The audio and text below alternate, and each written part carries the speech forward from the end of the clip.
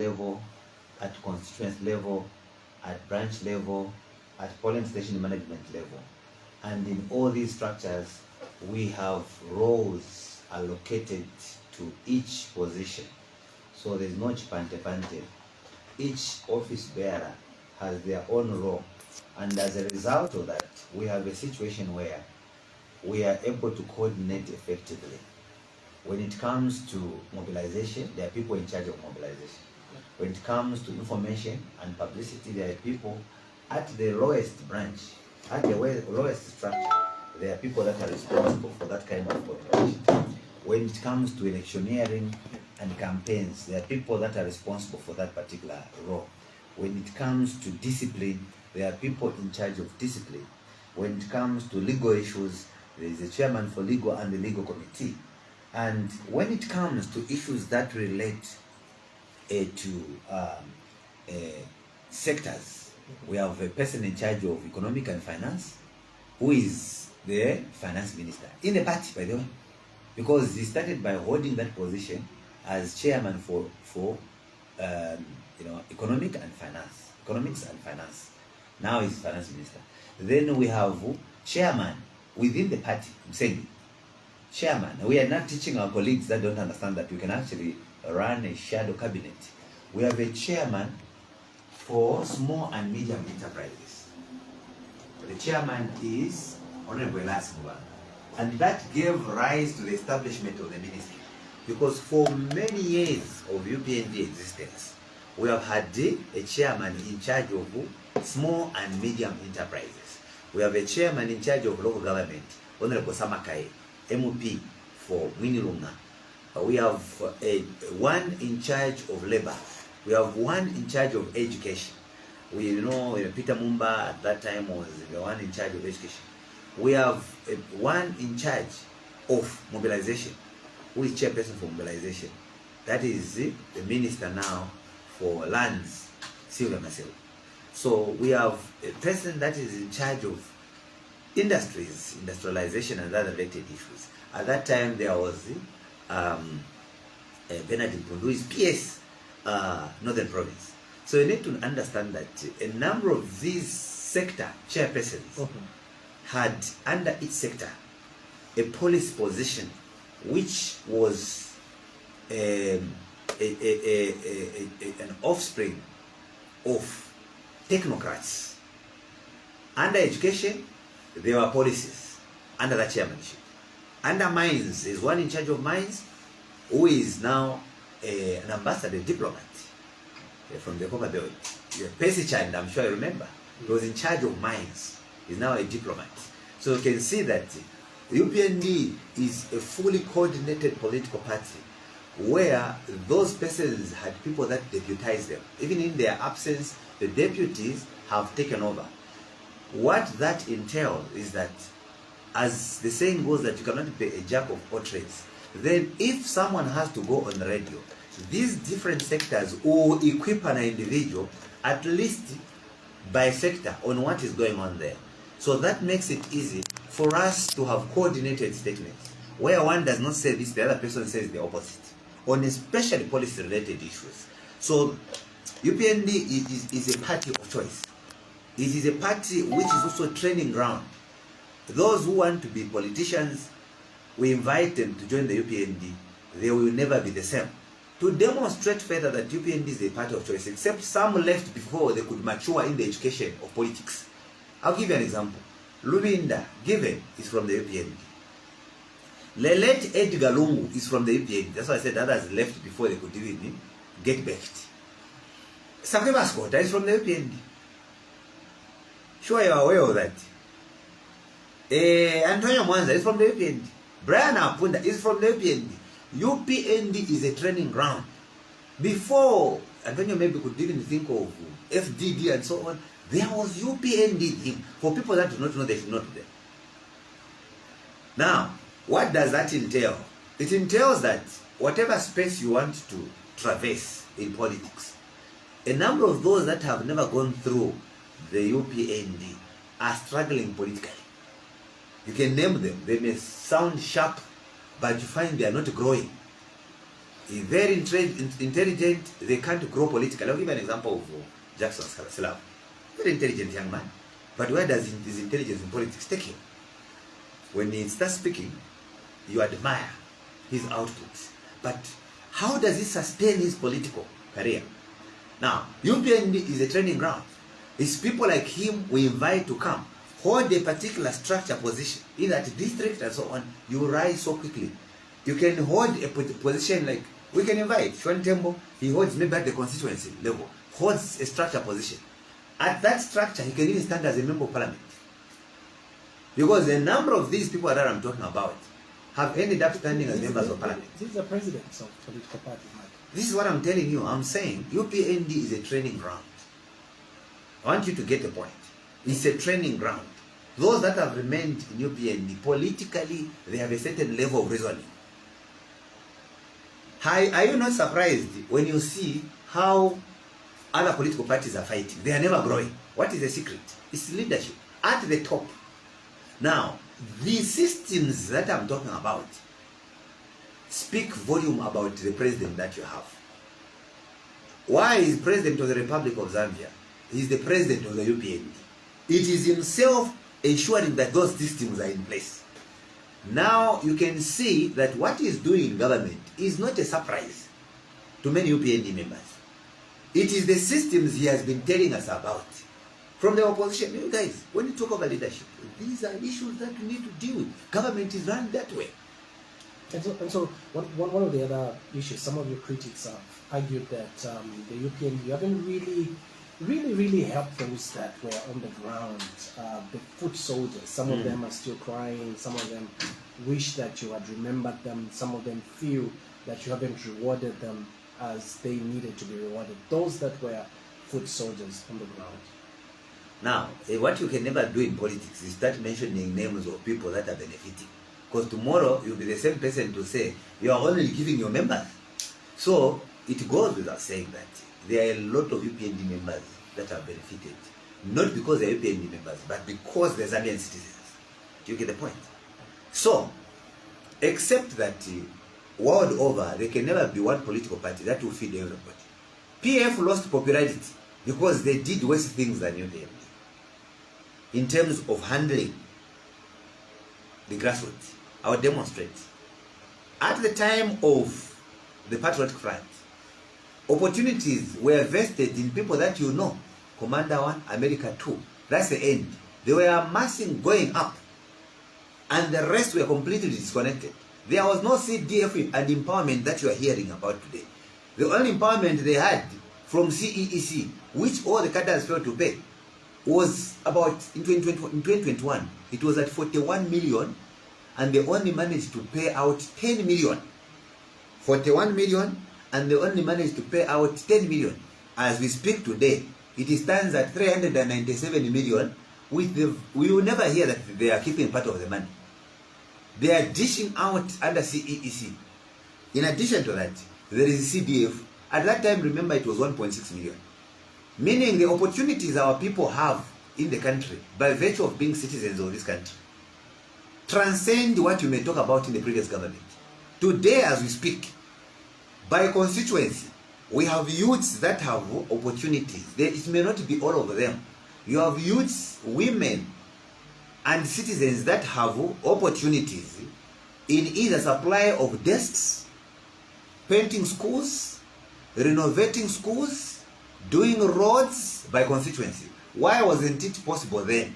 Because CDF was 1.6 million, and in 2021 alone, they failed to pay 1.6 million. It had to be cleared by the UPND government. What does that tell you? It tells you that we have far-reaching benefits to all citizens than ever before. I want to demonstrate again. In a space of 3 years, UPND has managed to train 200,000 youths for free. It has never happened. These are Zambian citizens. In artisanal programs, skills training, carpentry, my brother, welding, fish farming, including SMEs, small and medium enterprises. You see many youths that never used to do business, today are doing business. And they believe the president we have is our mentor. He tells us most of the time you meet him physically, how he rose. I remember one time in the opposition, I visited him, he was showing me that, now look, Mark, have you seen this house? I have never used any of the monies from my businesses, from my companies to build the house. This house was built by animals. Cattle built this house. Is that so, Mr. President? He said yes. Now you can see that you go on most of the pages of UPND members. They are into farming. Who is the inspiration? It's the president. Since when? From the time of the opposition. When many of you were crying over the price of millennium, UPND, most of the UPND members had something to talk about. They could go in the bush and cultivate. You get the point? So you go on the page of the MD, he's in the bush. He's in the bush. They are calling people ngombe, what. For us, it was business, it was benefit. Go to Brian Mwinga. In the opposition, you find he was in the bush. There's a friend of mine, he's a Lakson Lungu. He's now heading gears there. This morning he saw my post. He was actually saying that, no, you are known for this. These are colleagues from Kumawa have been telling on the importance of farming and that there is value in farming. He's been to the farm before. Customary land farm. Because it's expensive to buy land on title. So when you buy customary land, you start paying slowly. 5,000, 7,000, just like that. Now, I want to say this, that when you talk about UPND members, no one will come here and give you a list of UPND members who have benefited. But we are saying we have given out to the Zambian people, because the 200,000 include even those that are not politically active. Remember, the UPND membership across the country cannot be 1 million, more than 1 million. Card carrying members cannot be 1 million. They are less than 1 million. So the question you ask yourself is, where did the 2.8 million come from? There are many Zambians that are not politically active who believe in the policies of UPND, who believe in the conversation that we are having. Regardless of how people are sending words of mockery, they are issue-based. Wherever they are watching us and listening to us, they believe in key issues that affect the people of Zambia. They are listening, and their decision on the polling day is based purely on what they believe the UPND has done, not what another political party believes UPND has not done. So you can see that moving along the issues by sector, you basically begin to see how we have been cultivating dividends. As a matter of fact, with the proper framework of running the country, you can go to the mining sector. We have revamped the mining sector. It is not debatable. We'll be coming there, Mike. But before we leave your political party, just one thing. Democracy inside your political party. How will you describe it in 2025? How have you fared in terms of democracy? There have been calls for political party to go for convention, to follow the constitution of the country by electing new leaders and new members. How has it been for you in the UPND? UPND is the only political party that has had successful conventions. Even before HH stood, you remember that HH won at Mulungushi. It was a convention. You get the point? From the time he came, in every 5 years, we are supposed to go for a General Assembly. By the way, in the UPND, we call a convention the General Assembly. Exactly. Where each province sends a representative. For example, maybe 100, and then they vote for the people at the top. Then the structures going down. The electoral college is created by the lowest structure. So you start by forming structures that are just formed. For example, the lowest structure in the UPND is the Polling Station Management Committee. The Polling Station Management Committee is composed of 44 members from what we call the main body, where you have the chairman, the vice chairman, the IPS, deputies, and so on, treasurer. There should be 44. Then the youth wing comes with 44 of them. The women's wing come also with the 44. When you add up, it's 132.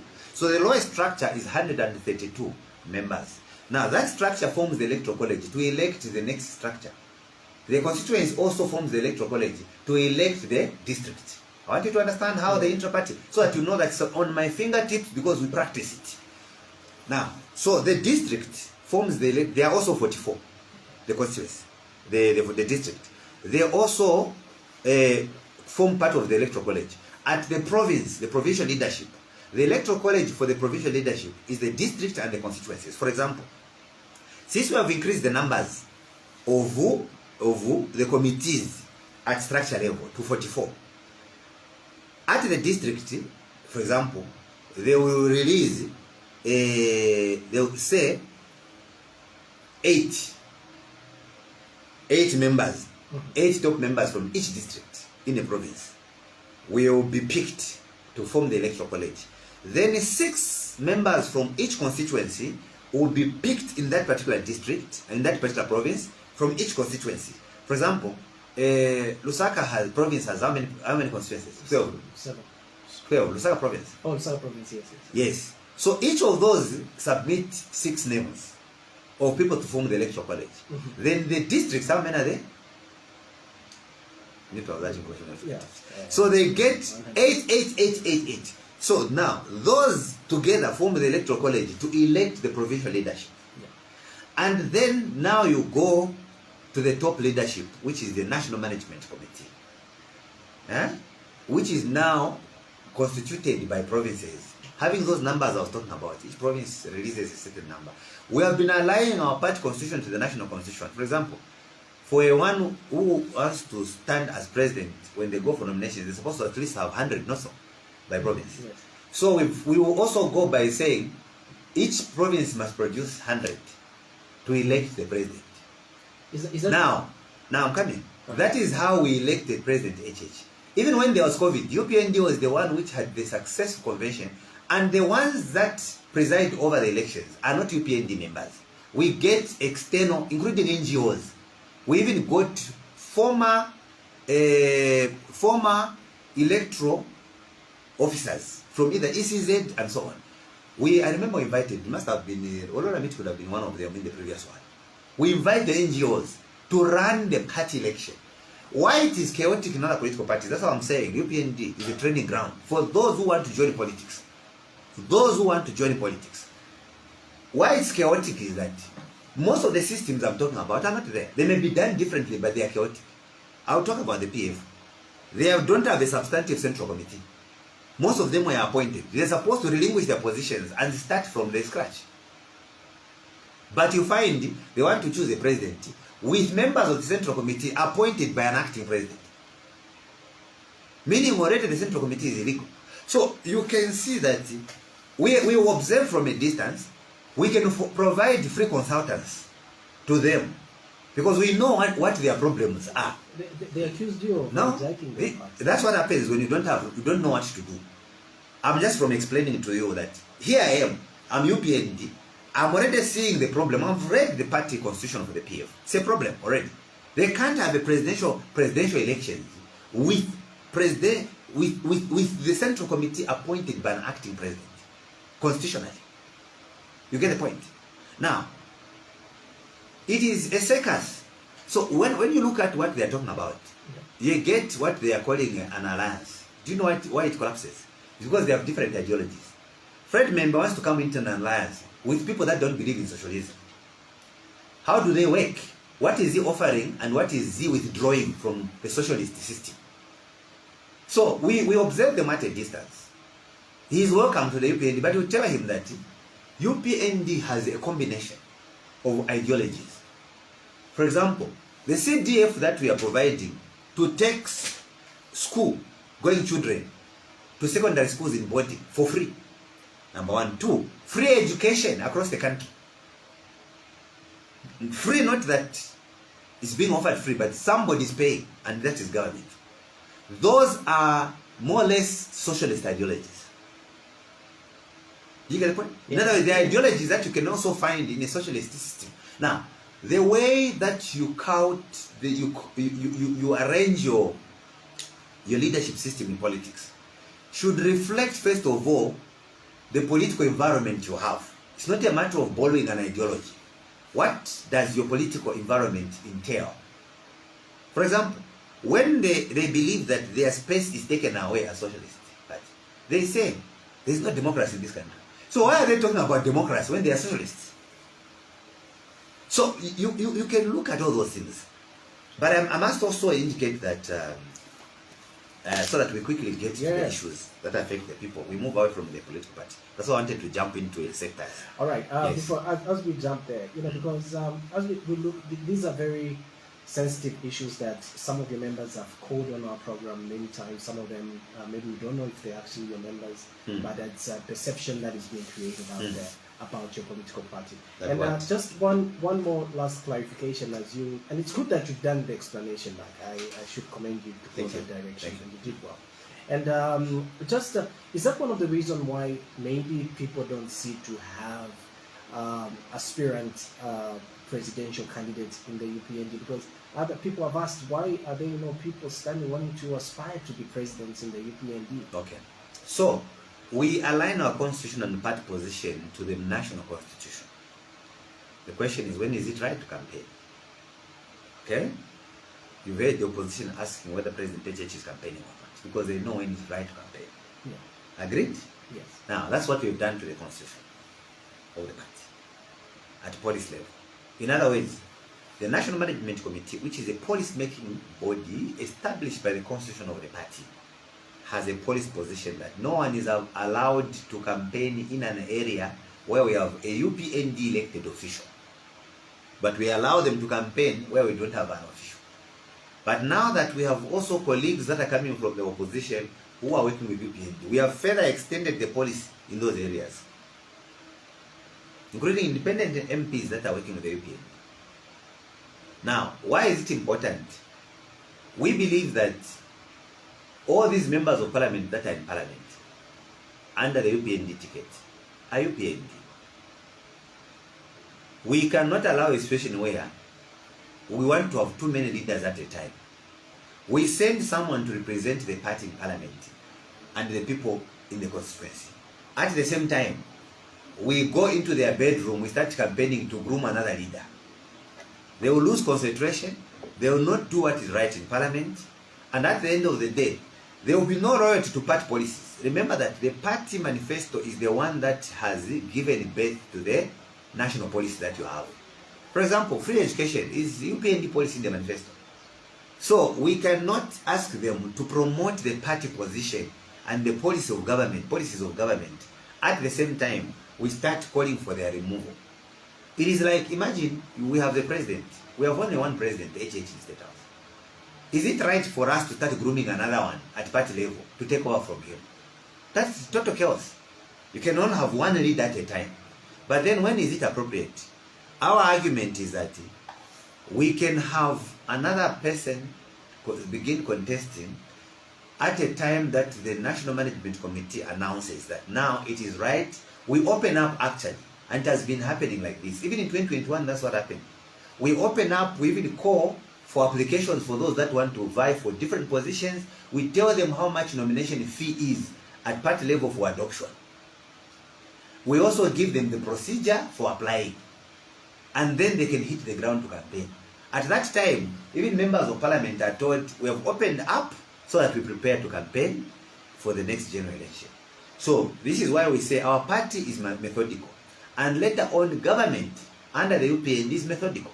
In other words, we have a methodology for running things with deliverables properly set up, with a framework properly set up, with a monitoring mechanism.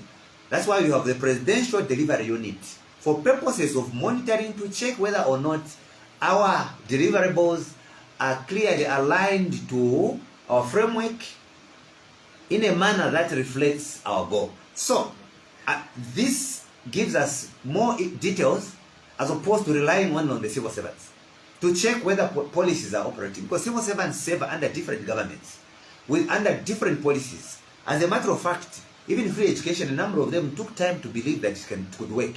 You could hear headmasters still wanting to sell uniforms, still wanting to charge pupils, because they did not understand what was going on. But today, because education is a lifelong process, we've been able to engage in capacity building workshops to enable most of these technocrats to appreciate the UPND policy. And today, they are national policies under the National Development Plan. They have been of help to the country. Citizens equally never thought we could sustain some of these policies, but they are now yielding fruits, including policy reforms in the mining sector, which are now yielding fruits with many citizens getting back their jobs. With us having the Minerals Commission coming in place so that we are able to monitor and track the minerals that are leaving the country, and the dividends are the money that we are realizing.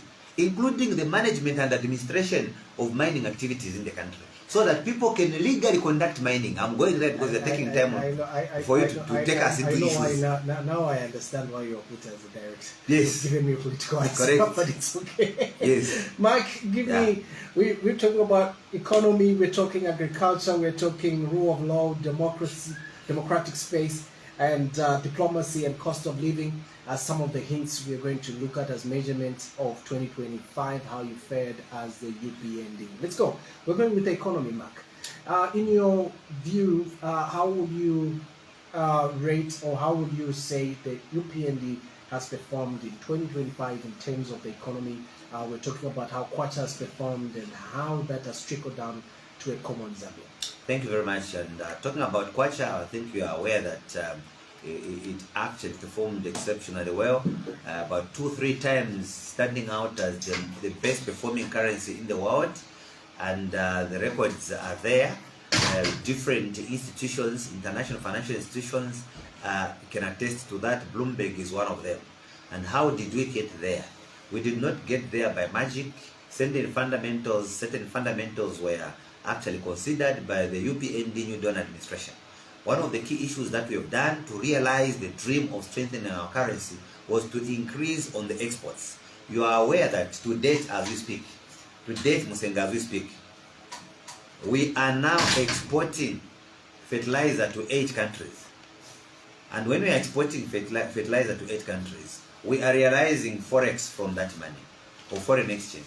The availability of major convertible currencies in the economy will mean that our currency can now perform better. The scarcity of major convertible foreign currencies makes Kwacha lose value. So how do you make your currency gain? You make your currency gain by attracting more foreign currencies, especially major convertible currencies that are used for trade.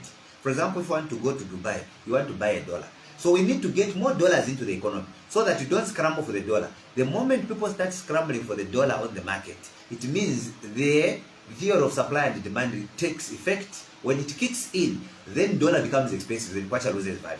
So we were convinced to the fact that we need to grow our manufacturing sector so that we can start exporting to attract forex and not rely on short-term measures by the central bank. Number 1, fertilizer is key. Number 2, we are now exporting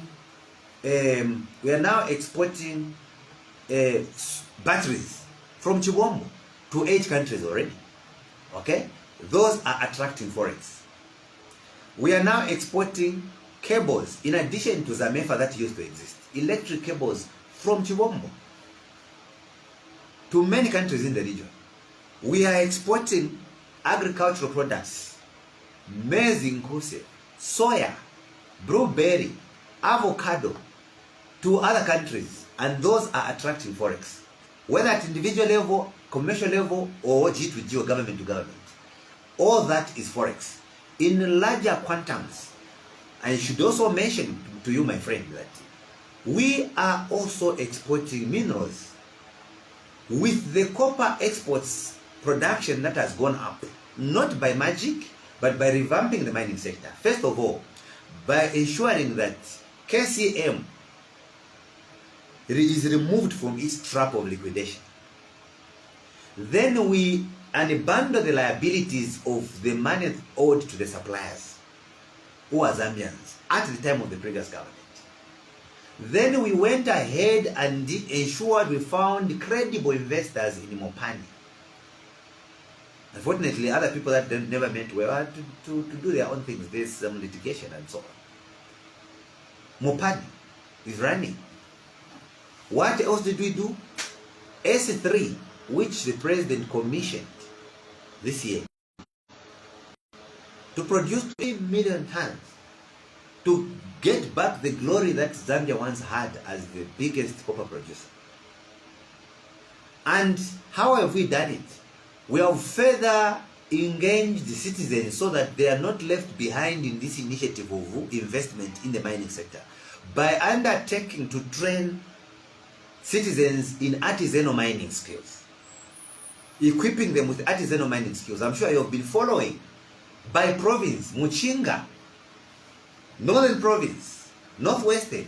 The trainings that have been going on and people have been graduating, to give them safe mining methods, how to identify areas where gold is found, how to ensure safety issues are taken care of, how to ensure life is not lost, the processes in acquisition of mineral rights or mining licenses as they know them, the processes in ensuring that there is adherence to certain statutory obligations, including WAMA, workers' compensation, ZRA, NAPSA, NIMA, among others, so that government can realize something from all these initiatives, thereby growing the tax base of the country, allowing government to have more money to sustain free education, to sustain recruitments of teachers who are over 42,000, making your country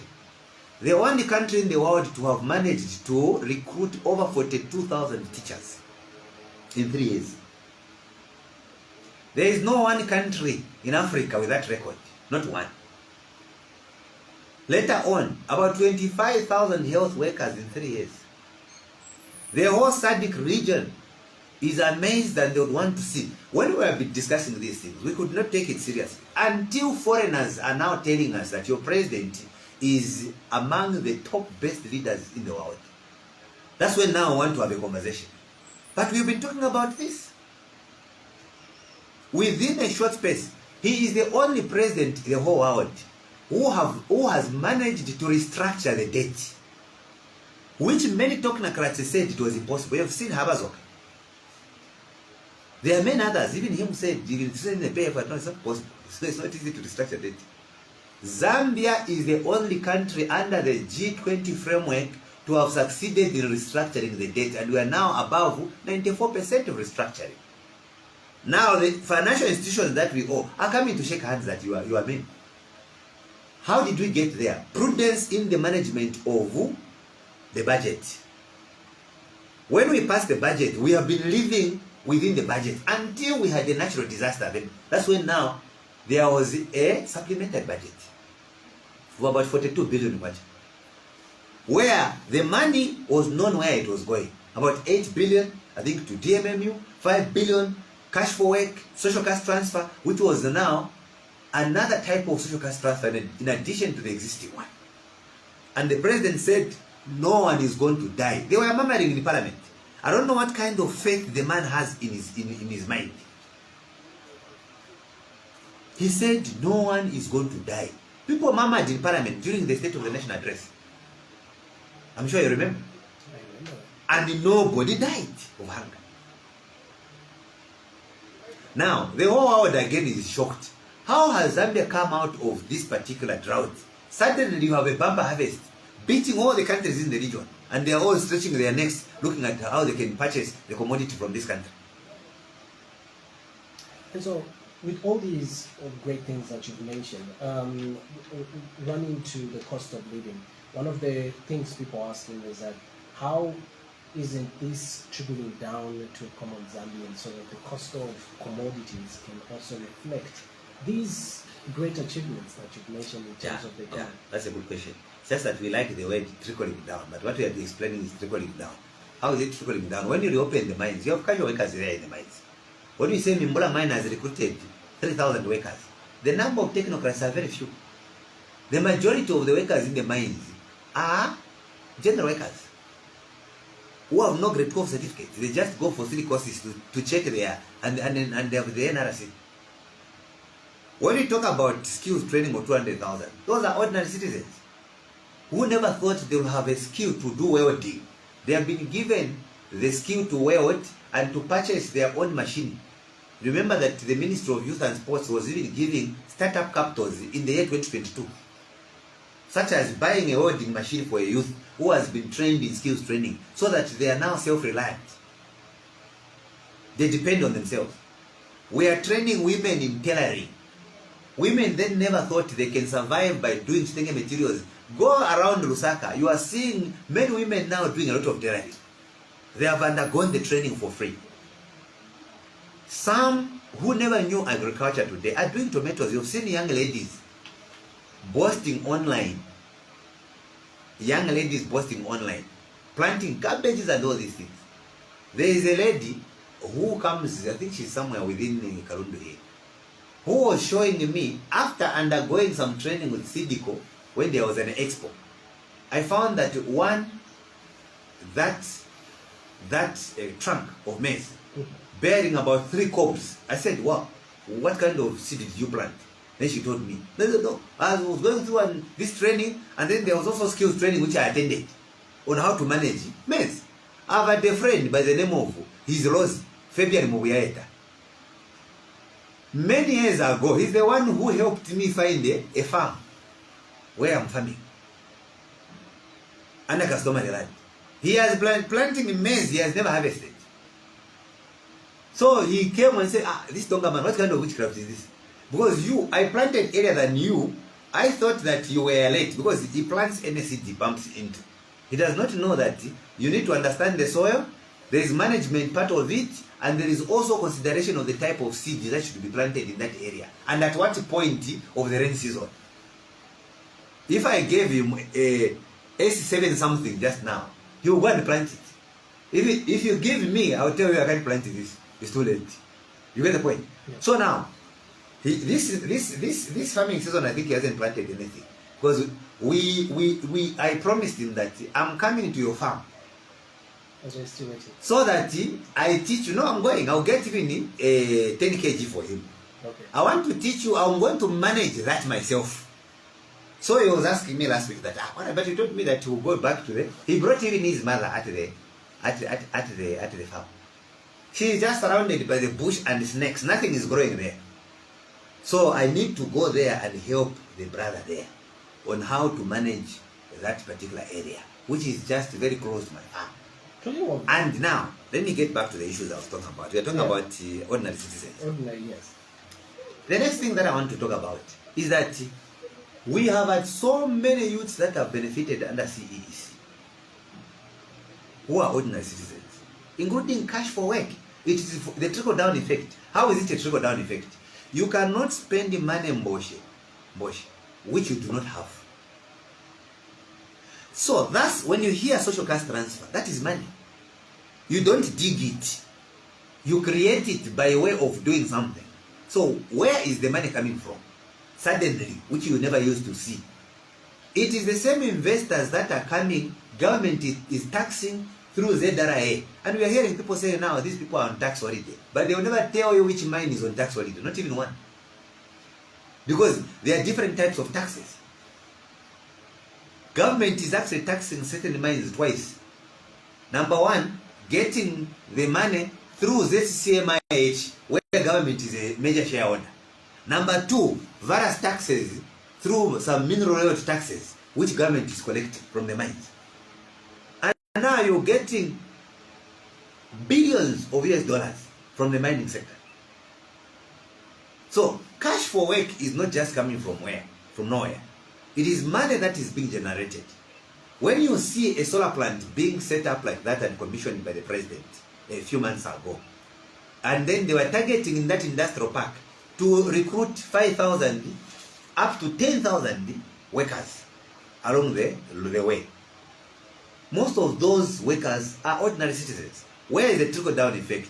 Through the policy framework, through stability of the governance system, the political atmosphere which is attractive to foreign direct investment has necessitated many of these people believe Zambia is one of the best investment destinations. Even Bloomberg published that. Because there is stability. In other countries, today they will be working, tomorrow there is war. Today they will be working, tomorrow they are soldiers. There are disruptions. So investment does not thrive in such an environment. The starch and the glucose plant that was being set up by a company that has been in this country for many years. Why are they setting up such big companies now and not earlier? There is a competition they are seeing. The Dangote you saw coming to this country, first of all, to pump in so much money, put up some power generation, is seeing an opportunity. You have not seen it before, where in Africa, in 1 week, you have the president of Israel. The same week, you have the vice president of China. The same week, you have Donald Trump's son being sent to come here. What is the rush in Zambia? On one side, there is Tazara being rehabilitated, not just rehabilitation, putting up a new railway line through your friends, your president's negotiating skills. When he went to China, people said he came with nothing. Now, his trip is yielding fruits by the new railway line we are going to see. There is also Nakala. He has managed to persuade his friends, many countries. You have DRC, you have Mozambique, you have Zambia, which other countries? Malawi. We're going to put up another railway line. He has persuaded colleagues. Zambia now has shares in a crude oil production company in Angola. His intention is to set up the first ever refinery in Zambia, because we've never had a refinery. What we have is a separator, where you put commingled in Dar es Salaam. You get paraffin, you get diesel, you get petrol, put them together. Then you pump them. When they come here, it separates. That's what we had. It had no capacity to refine the crude. So now, set up in Ndola, not anywhere else. I've seen Nigerians on TikTok talking about Zambia. Something's happening in Zambia. It's a shock to many of them to get a 21st century leader. And you see, we now have a situation where we can safely indicate that 30 years from now, if this country doesn't go land in the wrong hands someday, Zambia will be a shining example the whole world because of CDF. Right, but because that is so much money going into the constituency every year. And with government literally, because that money is to be there. The point is, where has it go? Where has it come from? It was being abused. Government is literally raising a lot of billions, throwing them to the people to use. Now, Mark, you've really talked about many things, and we might not go into each one of them Yes, each time, but it's good that you've put that as one of your major highlighters, the UPND. And you've touched already on CDF and everything, but just on CDF, just one component.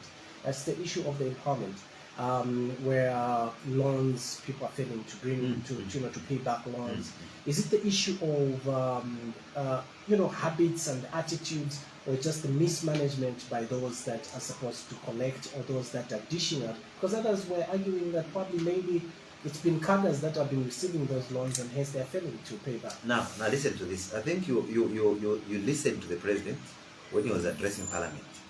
That because in fact he was also addressing the youths at Mlungushi during that youth indaba, where he said the government has put in place a system where now they're going to be using banks, so that we have created a system for easy recovery.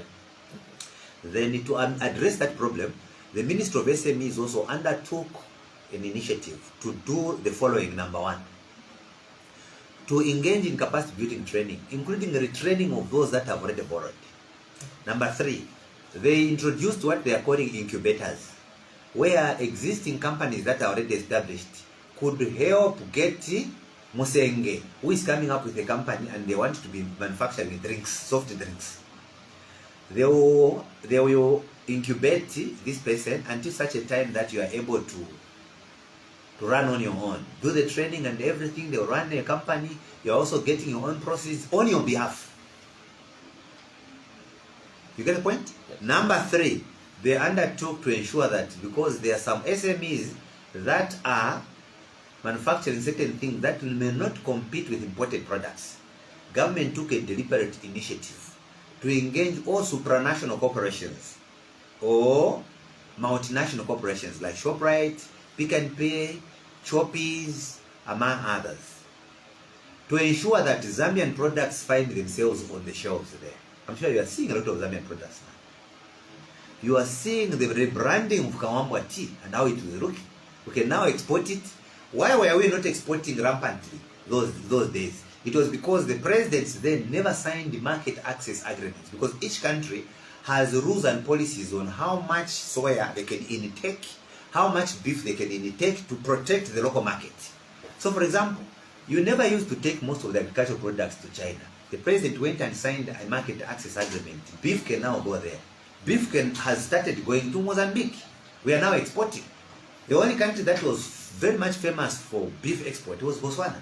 Today we are exporting beef into DRC. We are exporting beef into Mozambique, exporting beef to China. By the way, our beef is very tasty, to be amazed.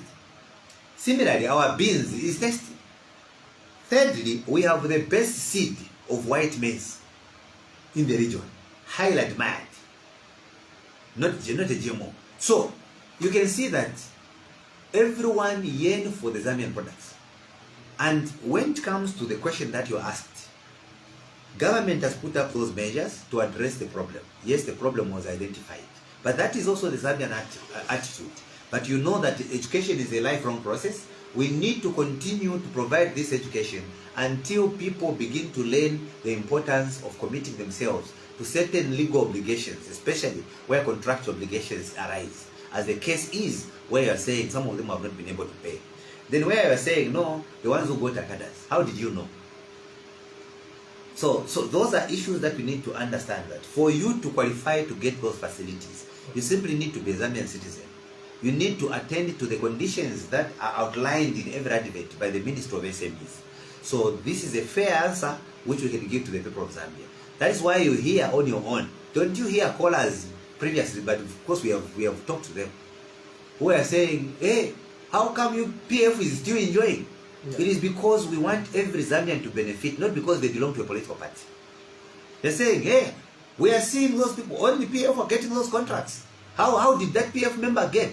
They are Zambian citizens. Now that's how different we are. Even when it comes to recruitment, I'm sure you know that in Northern Province, we have had 17 by-elections. Out of that, 14 were won by UPND. Over 70% of those by-elections were created because PF councillors were recruited as teachers, or they were taken into the health sector, or they went for army, ZAF, or ZNS. I'm sure you've heard of those things. And the message is clear for us. To end poverty must not be a political approach. It must be a governance approach.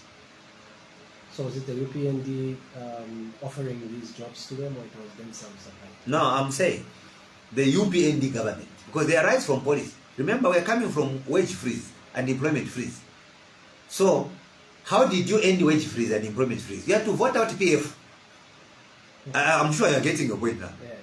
You have to vote out PF in order to pay arrears to the council workers. You have to vote out PF in order to provide free education. So if you want free education to come to an end, you have to remove UPND. If you want the mining sector to crumble again and they go back to liquidation, you have to remove UPND. If you want cash for work to come to an end, because it came with UPND, you have to remove UPND. If you want social cash transfer in the manner it has been running to come to an end, remove UPND. If you want the school feeding program that is now moving to 116 districts to come to an end, you have to remove UPND. But you have to make a choice. Are you going to remove UPND because of road shading in a particular area? Among all these things that we are talking about, if you want youths to stop getting jobs, who have hope that now we have a government that can recruit teachers in thousands every year, if you want youths to be hopeless, to lose hope, you have to remove UPND. Now, as we are having this conversation of the achievements, you need to also understand that the achievements came with the UPND. Even the idea of passing the access to information bill came from the UPND. The idea of removing the death sentence came from the UPND. The idea of reversing the liquidation process was a promise in the opposition. The idea of stopping thugs from attacking fellow citizens based on political lines came with UPND. The idea of ending the gun culture and registered guns people are branching everywhere, ending it came with UPND. If you want those things to come back, you have to remove UPND. Right. As we are speaking today,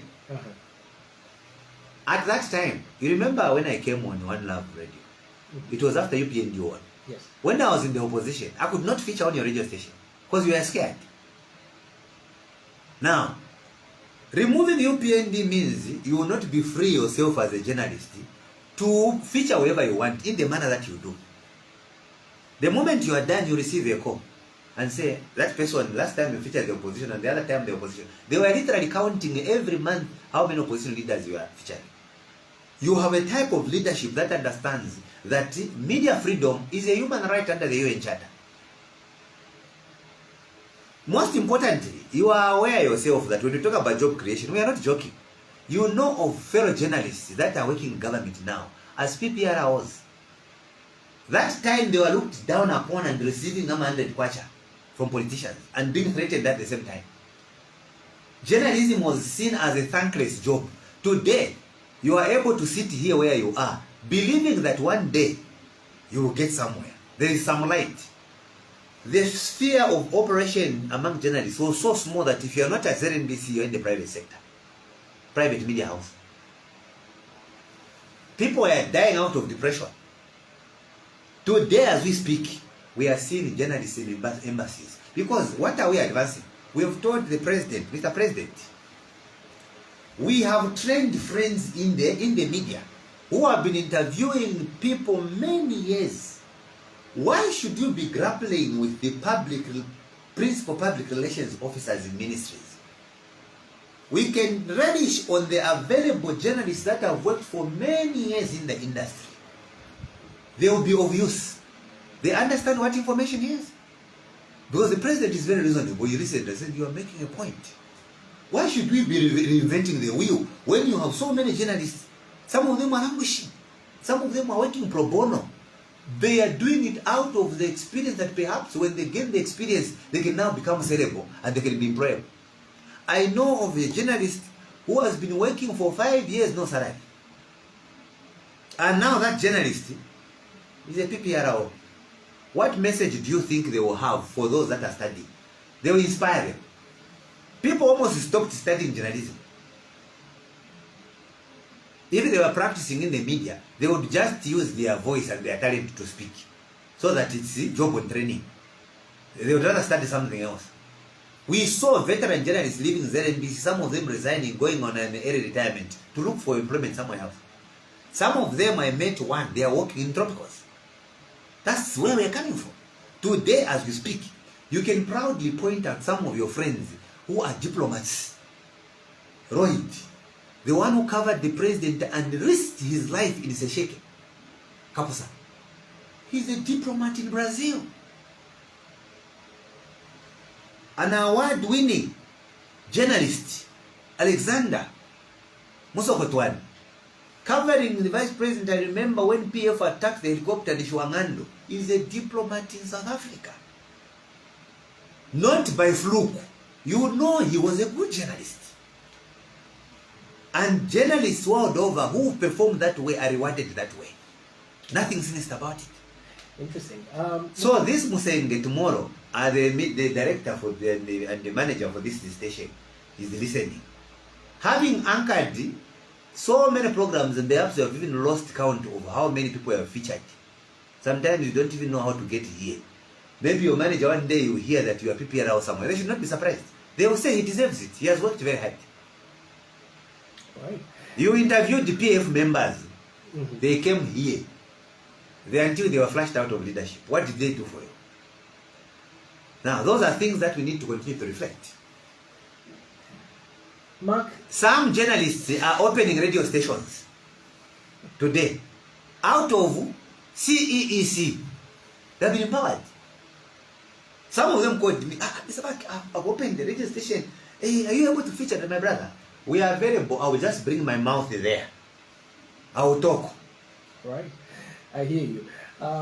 Mark, you talked about agriculture. You've talked about many things that we had already planned to talk about, because I need to give 2 or 3 people to call in so that you can hear how the nation is responding to your comments. But you talked about agriculture. One of the things in 2025 has been the end of 2025. We've seen some farmers taking some walks on the northern circuit, complaining, some of them even in Osaka, that they haven't been paid. And this is something that personally we have tried to get clarification. Yes. We've seen opposition leaders, one of them you mentioned him, Sean Tembo. He's been making an attempt to call the president. He says that it has nothing to do with politics. He just wants to hear what's the way forward as far as farmers who have not been paid are concerned. And this is one of the things that we've really been hit in 2025. What's been your response to farmers who haven't been paid yet? And Yes. what are the plans? I want to, you'll be surprised that, are you aware that even FRA is still collecting the maize from the previous companies?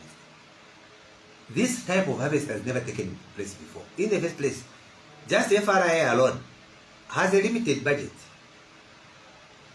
What we harvested is beyond what you can imagine.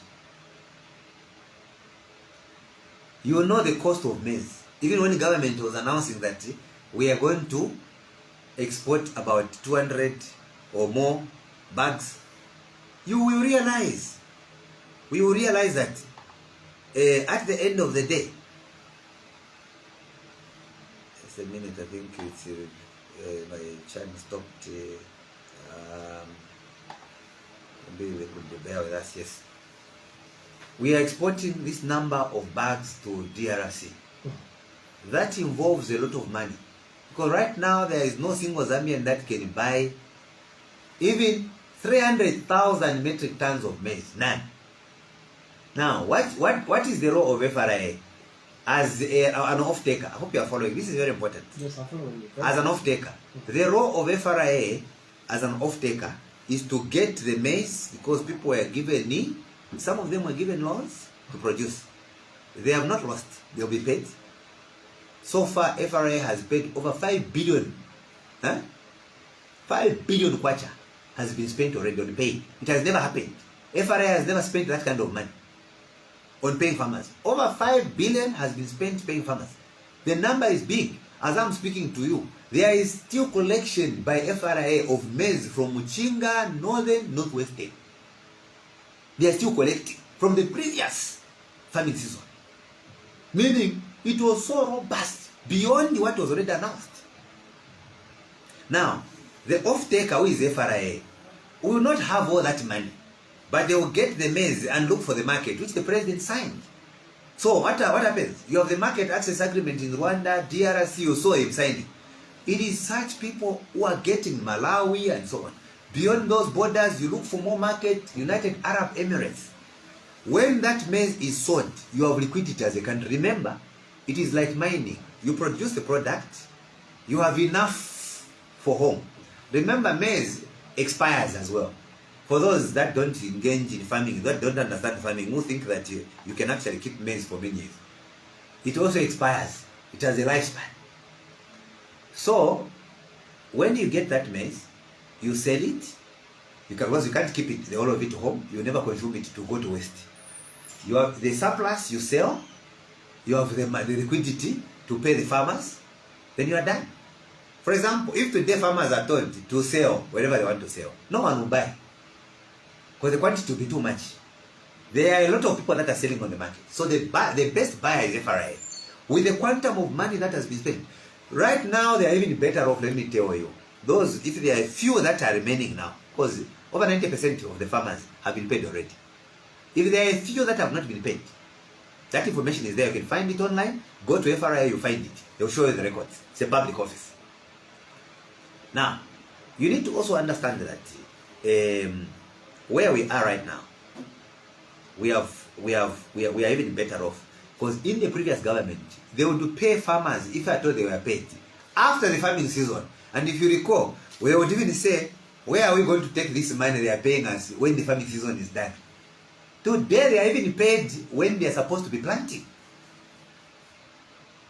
So when the opposition are making noise, remind them that we are paying even as late as June after the farming season. But these people have paid over 90% of the farmers with a bumper harvest. You've never experienced it. If our colleagues previously could not pay the little harvest, for the little harvest and the supply to FRA, remember we had 258,000 farmers who were not paid for 2 years. They were only paid by UPND in 2022. I'm sure you still have the records on your fingertips. Go online, you find it. Those who are camping and protesting. So, a few that have not been paid could be one of those I'm saying. The maize has not yet been collected, because there's a tracking mechanism. They go and load, it is deposited into FRA, they receipt it, then they start preparing payments. All right, so because some of the complaints were, look, the rainy season is on, is there a way government can help us to have the inputs that wanting before we even receive our money, we don't have money to... Agreed. And some of them I want to also put it on record. Remember that government had earmarked 17,000 farmers for irrigation farming. Among these farmers that you're talking about are those that have been giving the equipment for farming. Whose planting is throughout the season. This means they were supplying, they will tell you from the time they were given, some of them, is the second harvest. As the harvest is ending, come February, January, March, April, they are planting more. Okay? So I'm saying we have paid over 90%. Over 5 billion kwacha has been spent on paying the farmers. A few that are still being paid. Right. It will be a thing of the past, and a number of them will just be within range. And I should also confirm that we are anticipating another bumper harvest. Because a number of countries were shocked. They never prepared for what was coming from Zambia. We have a market in Kenya, we have a market in Uganda, we have a market in Sudan, and most of those are now logistical issues that are being worked on to ensure that much of the commodity that is surplus goes to those ends. In terms of food security, we are now secure because moving forward, government has put in place a permanent solution to food security of irrigation equipment support system, including those that were given tractors and so on. Meaning, they are not necessarily in default if they are given by government. The off-take agreement is with FRA. It's a chain. Meaning, if you acquired something, you are not in default from Ministry of SMEs. Because it's a chain. An off-take has not gotten the commodity immediately.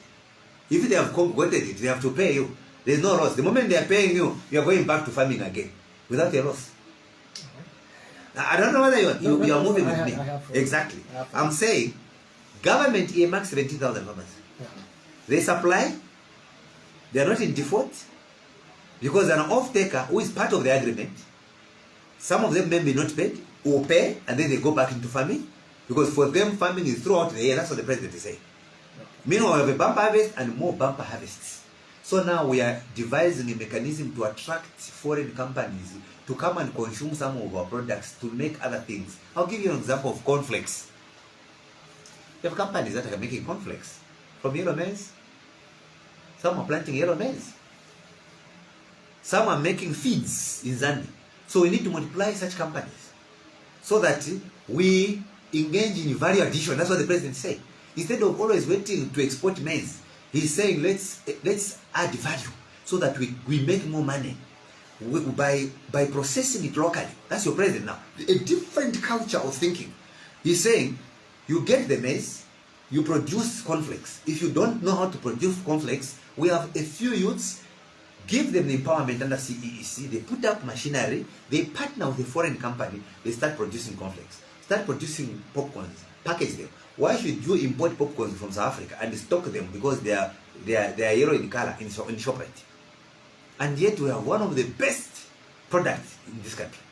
Then he is also saying, apart from that, we can make feed. Feed is a lot of money in Asia, my friend, because those are desert countries. It is serious cash. He's saying, how I wish I could get into the minds of many Zambians that now we have surplus to eat. Can we get into making feed? It is a lot of cash exporting that to Malaysia, exporting that to Arabic countries because they're deserts and yet they have animals. They will get at a higher price, and what you realize will be more than what you are getting from the maize you are exporting. That's what you are saying. The value of the maize you are exporting is less than the value added to the processed, that particular feed. Even feed for chickens is a lot of money. Exporting it to Mozambique, exporting it to Madagascar, exporting it to China. I was talking to a friend when I went to Mozambique. I found that business. Trying to brush it on Bali, Mr. President, listen to this new idea I had that media director, you missed my point. Listen to this video. I was talking about that value addition. I was telling you, can we make feed? Now you go to another country, your friend tells you think it's not there in your country. Wake up. Then when he said that, I said, oh my God, Then another friend, a Zambian based in South Africa, is busy making feed. They have one of the biggest machines. They're making feed, exporting, using maize. In Zambia, we are crying that we have nowhere to take the maize. Now, the president is trying to move at a certain speed so that we can catch up with him, including all his cabinet ministers, that we catch up with his speed of reasoning that, look, we should not be seated. You're waiting for the president as a chief marketer. Gentlemen, attract companies. When I go out of the country, when a minister flies to Dubai, he goes, engages companies that are making feed. Let them come in Zambia. We have surplus maize. They will finish it into products that will attract forex after we've exported them. Now, that is the message and the quality of leadership the UPND is bringing. A rare leadership. When we have done all those feeds, you'll have created more jobs in the country. We have added more taxes, contributed more taxes to the government. Meaning all those things that you're talking about as trickle-down effect, you will not only have government as the chief employer, you have the private sector taking the leading, in the chain of employing and creating jobs. And at the end of the day, what do? You have enough money now to purchase medicine. Today, you have more money now for school feeding programs. Now, are you aware that under school feeding programs, it is the Zambians that are supplying food, hired by the Ministry of Education? That is another employment that government has created in all the districts across the country. Because some children come on an empty stomach. Government under the UPND realizes that you cannot concentrate on education without eating, on learning. Education and nutrition are intertwined. That's according to UPND. Because the brain needs to be fed and to be in a state of mind. Not a child seated listening to a teacher and wondering what they will eat when they get home. And when we coordinate these facilities, a health nation is a progressive nation. So that's where we are headed to, my friend. I'm sure you are following closely. No, I am. And we have too many things to say, I know, and I made that disclaimer when you started that there are different spheres. But the last thing, do you take, do you also add the amendments to the Constitution that took place, the famous Bill 7? Are you considering it as a success in 2020, 2025? Is it a success? And with all this, it's even today, it still has people that are not comfortable with it. It still has people that are still talking about many things, tell us that they're limited constituencies, we haven't seen it. Other people are saying, hey, there are things that we never saw, people never debated, but it's there, and it's still, not everybody has agreed to it. But are you considering it as a success for UPND in 2025? A huge success. Where we're coming from in constitution making processes, you may recall that for 3 years you were collecting views from the people amounting to 12 to 13,000. But in a very short space we were able to hit more than 10,000 submissions. It's a huge success. And it is required when making the constitution that not everyone will submit. For example, the previous amendment we had, if it had 13,000, what is the population of Zambia? You amended the constitution and you got those views for 3 years. So, it's a huge success. Submissions were there. To prove that submissions were there, civil society organizations also submitted. Even during the select committee stage, they went and made a submission. You saw Lars going there to make a submission. And in these submissions, let me make it very clear. You agree or disagree. And these agreements and disagreements are normal. You agree or disagree. That's how it works. In these submissions, you don't need to agree.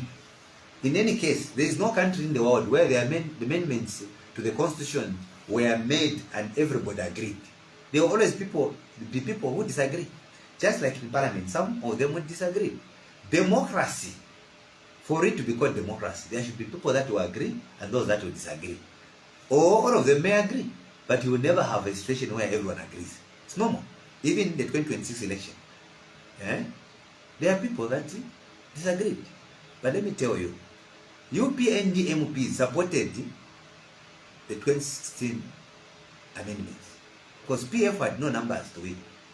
Why did they support? Because there are certain submissions from the Mumomba CRC which UPND wanted to see because they are reasonable. It was not business as usual. If they could have chosen to step aside if something was wrong. UPND MPs went ahead and voted for the constitution amendment in 2016, and this is the constitution you are using. Have you ever thought about that? Today you have opposition voting for it. It's a crime. So it's a success because, number one, it will allow for us to cure a long-standing problem of representation in the National Assembly.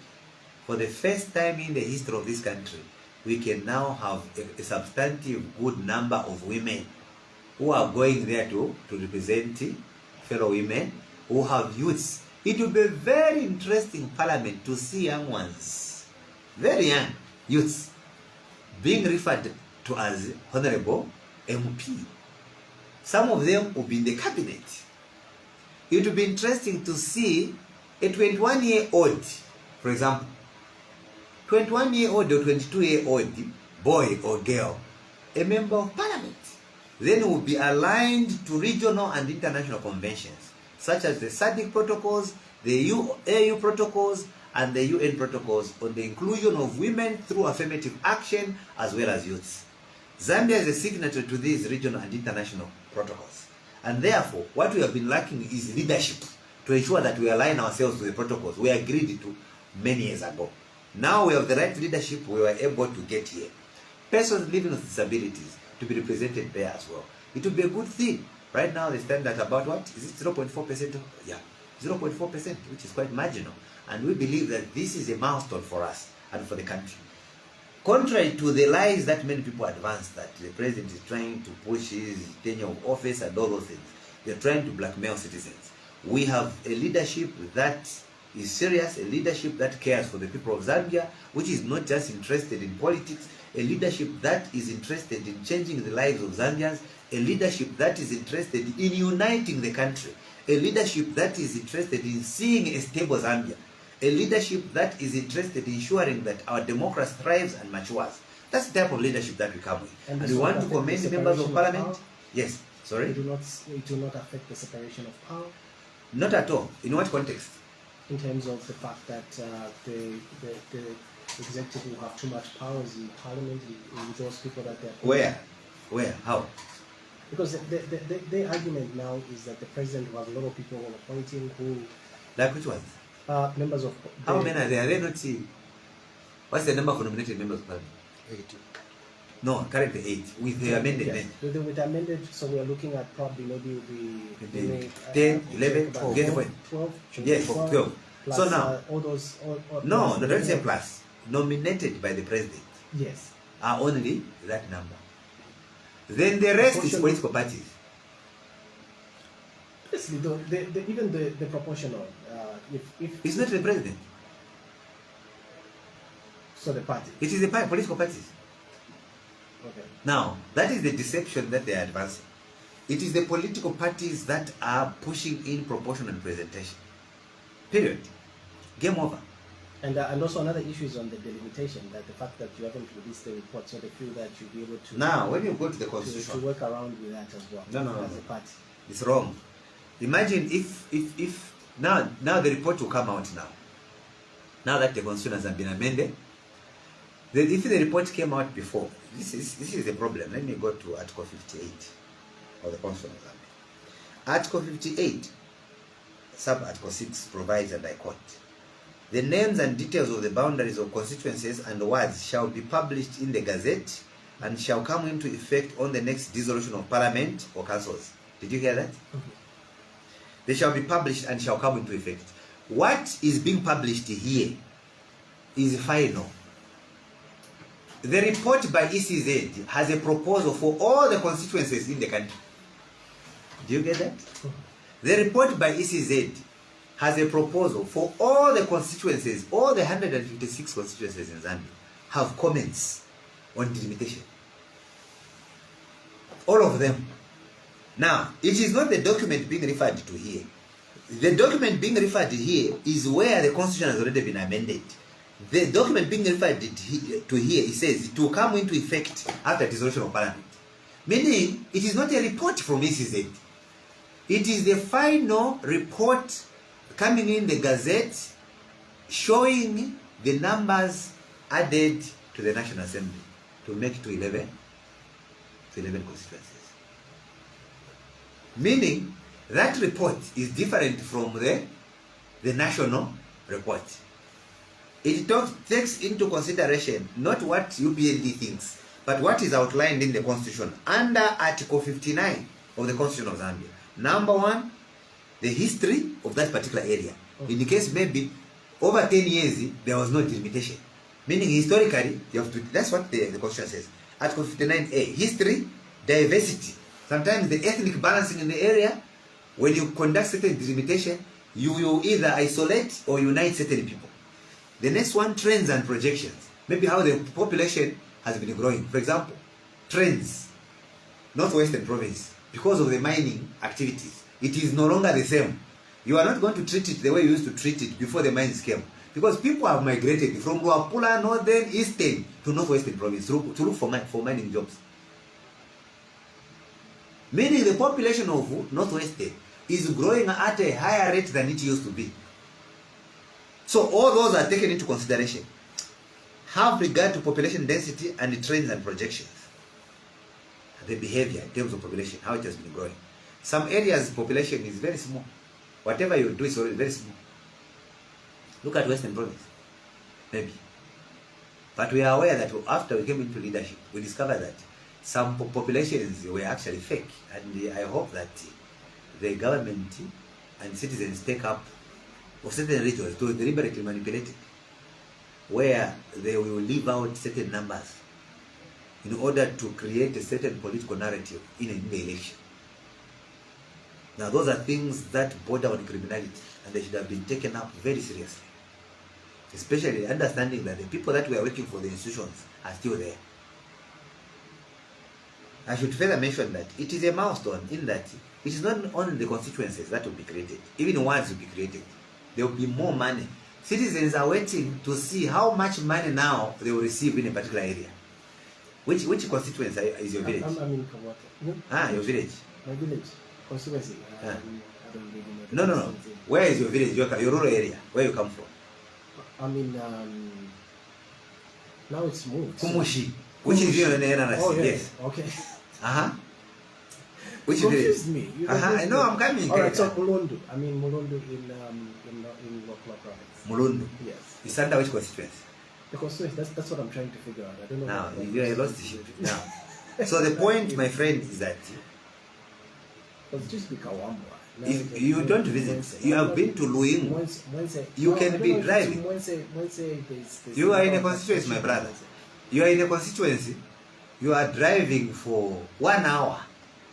Then they tell you that this 1 hour you've driven, you're still in a ward. I said, what? A ward driving for 1 hour? I was in Mpulungu a month ago for a by-election. So we went into a particular ward. We were being told that, you know what, under CDF we are happy, we have a grader. But the problem is that the road we have earmarked is about 2,000 kilometers. I said, what? That's almost a distance from Lusaka to Dar es Salaam. Roads put in place. Because they have to create new ones. There are mountains there. 2,000 kilometers. So I said, now, those are the areas that require delimitation. Assuming they are delimited. It means people can have short distances to do other programs. Right now, even FRA is struggling to get maize in some areas for farmers because the roads are not very good. But they are saying, we hope that in the coming year we'll catch up because we have to do certain roads for trucks to pass to go and get maize, which these farmers have produced. Now, that goes to demonstrate to you that delimitation is equivalent to economic issues. In other words, delimitation has one, legislative value, local government value, and economic value. Let me talk about legislative value. It means you are going to have one MP handling a substantive or a good number of citizens in parliament. Economic value. My village is Mulundu, and it used to be Kawambwa, and then eventually during time it was divided more. You've searched for it now, right? No. Yeah. So Moise was made to be a district. Now, using that same example now, in terms of all these delimitation when they are made, will it mean that there will be so many other things that will be affected in terms of documentation, in terms of all these things that need to be done. Will we say that there is enough resources for all these aspects? Because with delimitation now, if you're going to realign things, it means documentation have to change, things have to change, and everything like that. Do we have enough time to do all these things? Of course. Because it's by decree. The boundaries will be drawn by this is it. Okay? And when they are done with the report, it means already done. So time is done, it's not something that you can think about. And don't sympathize with government on the money. Instead, it's government that feel for its citizens. They're saying they need more money. Right. So what kind of reasoning is it where it's not sympathizing with them? They're telling you as an argument, they have an argument that we need to send more money, and the only way we can send more money is by doing a business. I'll give you an example of Senga Hill. Senga Hill can be seen to be in two phases. The Boma there, or the civic center, is in Simuuwe. Because potentially, the Senga district is supposed to be controlled by the Simuuwe. Do you get the point? The Simuuwe is right deep in the bush. Then, the Senga Hill, this itself, when you look at it, it's at the roadside. I was in the Simuuwe, I went up to Simuuwe Mission and beyond myself. Yeah? You know, people don't understand your country. So I was there. So, you will discover that if, assuming someday this undergoes delimitation, you are basically saying you can now have the other group remain by the roadside and the other group take off that way. And it resolves so many problems. I'll also give you an example. You have, is it Mungwi, where you have the name of the district is not the name of the constituency, such things. Kasama has how many constituencies? There's 3. You get the point? Yeah. Now, all those are things that you're not Zambians. When you make claims online, you need to know how might some of us understand these areas. So, the point I'm trying to drive home is that can bring a lot of development in those areas. I've seen the roads and the bridges that have been done in Kasama under CDF. I had an opportunity, I'm sure you saw the interview I had in Bemba. I was in Mbala as well. I was on a radio program there. I've seen the roads that have been done, the empowerment programs that have been done in Mbala. I talked about the schools that have been built in Mbala, the health posts that have been built in Mbala, and the bridges that have been put up in Mbala there. Those are things that I was discussing. Because we have information as a media team by constituency. A document can be made available also to journalists so that you use it. When you have people that feature, I think James is listening, Mr. Cosmas and Melody there and colleagues. We need to make these documents available to journalists. Now I'm speaking as media director. It's a directive. We need to make this document available to journalists like yourself. Because what we've been doing is that we have more comparative advantage. They are able to get this document by constituency. How much has been spent, at what stage the project is, how many are beneficiaries under loans, how many are beneficiaries under a grant. You saw we were having press conferences last time where we got MPs. It's deliberate. An MP will come and talk about all the projects that have been done under the constituency. So we are sitting on that information. So it depends us when you have another colleague from the opposition, then the journalist is just looking at you. Then we are sitting on this much information, and this journalist, maybe this panelist, intends to contest in another province, and they are giving a particular constituency as an example. So we will make that information available to Musenge, so that when you are engaging these people, it's a governance issue and not a political issue. You'll be able to go to the page and say, I have a document here from the ministry. The following are the projects that have been done. Are you still saying nothing has been done? You should be able to confront each other at that level. Mike, I'm going to give my listeners 5 minutes because we only have 10 minutes remaining. So I'm giving them 5 minutes very quickly. Should be have your headset somewhere nearby there. Just going to get 5, maybe. And then as you are getting that one, CJ is talking about something that will make us relevant to the people of Zambia. Okay. What makes us relevant as UPND is free education. I've already told you that if you remove UPND, you have stopped cash for work. All those who are receiving cash for work, it will come to an end. Because our colleagues don't know where to get the money from. Because they said it was impossible. Then free education will come to an end. Because they said it's a cost. All the students in the universities that are getting meal allowances, they will scrap them off again. and then they will reduce on the number of loans for students. Then what will happen is that we are paying for examination fees for all the pupils across the country. That will stop. Parents again will have a situation where their children will be missing exams, and then they end up repeating the exam and then the grade. Then the other thing you should need to understand is that CDF will go back to 1.6 million because our friends don't know how to create this tax base that we have been creating. Most of the investors will leave because they don't understand policy consistency and what it means. So, to be relevant requires policy conversation that reflect what has been done and how Zambians can benefit. The questions that I expect from CJ are questions on, I applied for this, I did not succeed. What do you think could have been the problem? That's how we mature our conversation. Then we'll benefit those Zambians who are listening to this radio program, who have never benefited. They will now say, I applied for this, I was told I could not qualify because of age. Is there a way we can change the policy? Those are questions that we need to deal with. Someone should be able to tell us that, I am a farmer, I supplied the FRA. I'm happy that I've heard that there is an off-taker who is part of the agreement, who is FRA. I was so scared that they will grab my property. Now I've listened to the media director and he's saying, there is an off-taker who is part of the agreement, who is supposed to get the maize and they got the maize. You are not in default. I'm very happy. Now, these are the conversations we should be having. And these conversations help us in a way to deal with the challenges that affect the people so that we become more and more relevant to the people. Yeah. Mark, time is not on our side, but what we'll do is that I will deliberately, I have a lot of messages that have come, but I'll deliberately do a program. You can delete some. People will... We can pick okay, them, especially those that require questions. Mark, you are talking very nice, but 2026 we are voting you out. Mulimba of UPND. A straightforward answer. That one is not reasonable. Even a person who is listening can see the contradiction. You are talking nicely, but you are voting you out. So what is the basis for voting for people? Isn't it progress? Isn't it achievement? That's the basis. It's delivery for the people of Zambia. All right. Next. Sunrise Palavana from Palavana says, you talk sense, boss. I'm Jorwe Amumbo from Palavana. Thank you so very much. That is a student who is benefiting from the hostels that are being constructed at Palavana there.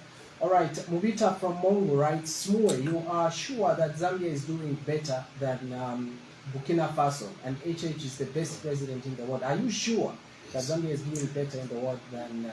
okay, that's a good question. Let us not... That question we need to do justice. Number one, those countries you are talking about, the GDP is lower than Zambia. That Burkina Faso you are talking about, it's a small country. Their GDP is lower than the GDP for this country. Then secondly, you have over $5 billion US in foreign reserves, from about less than 1 billion. That country you are quoting doesn't have. The production of copper you have, that country doesn't have. The free education to grade 12 you are talking about, that country doesn't have. The school feeding program you're talking about, that country doesn't have. Don't be swayed by the military posts that you are seeing. They have a lot to deal with on social media because of Gen Z in their country. Fly to Burkina Faso. We've been there, some of us. You will shed tears when you get there. All right. There are military games being played also online because there was a problem there on how the leadership came in. And because some of you have not traveled, you have problems. You check, Zambia is among the 3 top most performing countries in Africa. That's ranking. Burkina Faso is not there. You have one of the biggest solar plants in Africa. You are the only among the 5 biggest solar plants in Africa. Joining South Africa, Morocco, now Zambia, you know, which other one? Is it Egypt? Egypt. Burkina Faso is not there. Let me go to the next area, which you may not have seen.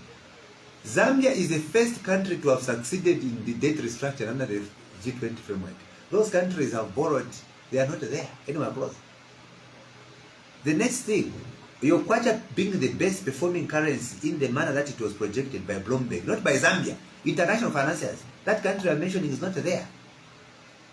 That is why the EU resumed financing the Zambian budget after stopping because of rampant corruption in the previous government. That place is not there. There is a difference between a military regime and a democratic government. A lot is different. Mark, news is coming up next. How would you rate the performance of the UPND government in 2025? How do I rate Out what? of 10. How would you rate it out of 10? Now we are getting to 9.8 because the one that remaining now, we have started resolving load shedding. Because the callers will tell you that we have performed well everywhere, but if you can only sort out load shedding, people are seeing. We should not think that they are not listening. 9.8. Zambians are listening. Zambians are listening. Okay. Musenge wanted this space where he can admire farming. Last time we were discussing farming. I don't know how far you've gone. No, We were discussing. Yes, we were discussing farming, where you are admiring certain initiatives. Yeah. You can join. Even at the farm, I have people that I picked from the village. I've told them, if instead of you waiting for my maize, I'm giving you that portion. Can you start cultivating? Here is the maize. Here is the seed. I'll buy you a bag of decompound and a bag of urea. Then you can have maize for consumption at household level the whole year. That's what I told them. I left them with maize. I was rebuking them yesterday. Have you planted? They said, no, but why? Okay, they want to do other things. That look, you're going to die of hunger. If you are targeting this maize you are seeing, forget. That's why I gave you that land there. Yeah. You have little things to do here. You have been given seed. You have been given land. You have the water here. I take seed, okra. They said, look, come up the garden. Tomato, hybrid okra. I was planting it myself yesterday. I also took ginger. You know how to plant ginger? You can come and learn from me. I'll show you. It's good money when you supply to these ShopRite. They want it actually. It's usually in short supply. So I'm planting ginger. Then there is chihuahua. I've also told them that the chihuahua you want to pluck leaves from will be there. Where I want to get the pumpkins, you should not pluck leaves because you disturb the yield. It should be this side. They even know that. I know that if you do that, you interfere with the growth of what I want to achieve. So basically, my friends, we want to inspire citizens. Countries are copying. For those of you who are following military countries that are using social media to influence their own youth so that they believe that certain things are being done. It's a military gimmick. To go to those countries, you'll be shocked to see how people are working there. You don't understand what a military state is. You will not spit saliva anyhow. They will cage you. The behavior of Zambians we have of throwing litter anywhere. Most of them, in a day, thousands will be in prison. Mark, thank you so much. Thank you very much, and it's a pleasure to be on One Love Radio, and I hope we can have more. No, we have to. We have to because we need to. Now, what you do is keep these messages and print them. Do a screenshot. Hope you know how to do a screenshot on there. No, I'll send all the